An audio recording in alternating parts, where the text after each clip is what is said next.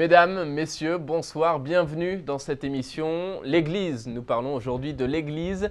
Qu'est-ce qu'elle est, qu'est-ce qu'elle n'est pas? C'est le thème du cycle de catéchèse ouvert aujourd'hui par le pape. Devant des dizaines de milliers de fidèles rassemblés place Saint-Pierre, le souverain pontife a parlé de l'Église comme de sa propre mère. L'Église, dit-il, n'est pas une association privée, ni même une ONG. Il ne faut pas la réduire au clergé et au Vatican. Elle est une réalité beaucoup plus vaste et son histoire commence bien avant Jésus lui-même, dit le pape. On écoute un résumé de sa catéchèse. Frères et sœurs, aujourd'hui commence un cycle de catéchèse sur l'Église. L'Église est un peuple dont la préparation a commencé bien avant le Christ. Dieu choisit Abraham et lui demande de partir vers une autre terre, lui promettant une descendance nombreuse. À partir de lui, Dieu forme un peuple pour porter sa bénédiction à toutes les familles de la terre, et c'est Dieu lui-même qui prend l'initiative, car son amour précède tout. Il y a cependant des résistances. L'histoire du salut est l'histoire de la fidélité de Dieu et de l'infidélité de son peuple. Mais Dieu est patient et il continue à l'éduquer comme fait un père avec son fils. C'est ainsi que grandit l'Église aujourd'hui encore, non pas par la force de nos mérites, mais quand nous nous reconnaissons pécheurs et que Dieu nous remplit de sa miséricorde et de son amour. Et au terme de cette audience, le pape a rappelé la journée mondiale du réfugié qui sera célébrée vendredi prochain. Le Saint-Père a lancé un appel à la communauté internationale afin qu'elle accueille ceux qui sont forcés de quitter leur pays pour fuir les conflits et les persécutions. Écoutez. Il numero di questi fratelli rifugiati sta crescendo. Le nombre de ces frères réfugiés, a souligné le pape, ne cesse d'augmenter et ces jours-ci encore, plusieurs milliers de personnes ont été amenées à quitter leur foyer pour se sauver. Des millions de familles réfugiées de tant de pays, des millions, répète le pape, de toutes les religions qui vivent dans leur vie des drames qui difficilement pourront être guéris.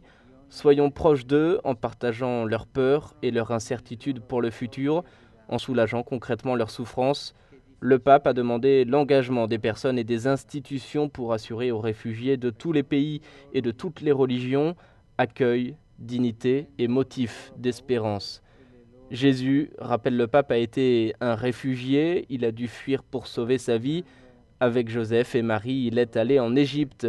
Le pape alors a récité un « Je vous salue Marie » en concluant « Marie, mère des réfugiés, priez pour nous ». Et en parlant de réfugiés, on pense évidemment aux Irakiens qui fuient leur pays par centaines de milliers face à l'assaut des djihadistes islamistes. On pense également aux réfugiés syriens, ils sont plusieurs millions. Et au Liban, ils représentent désormais un quart de la population. La situation devient donc inquiétante, notamment dans les relations entre Syriens et Libanais. Pour en parler, je vous propose d'écouter le père Karam, président de Caritas Liban. Il est interrogé par Radio Vatican. Les réfugiés, ils sont partout. Donc, c'est très grave pour le petit Liban, vu sa superficie et la densité de la population. Avec les autres 500 000 Palestiniens et à peu près les 450 000 travailleurs étrangers, on arrive au-delà du un quart de la population libanaise. Ça touche notamment le côté de sécurité, le côté économique et le côté social. Ça touche aussi le côté sanitaire avec tout le service que Caritas essaye au moins dans nos centres d'offrir aux réfugiés. Et en plus, on commence à sentir des tensions entre la population parce que le chiffre devient énorme.